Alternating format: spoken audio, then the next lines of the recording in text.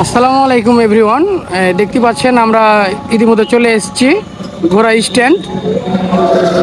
এটা হলো যে সোনা মসজিদ স্থলবন্ধ যে রাস্তাটা, আর এই হলো জামতলা মোড় আর কি। এই বামে 500 সড়ক লেখা আছে এই বোর্ডের এখান দিয়েই। এটা হলো একটা মহিলাদের স্থান।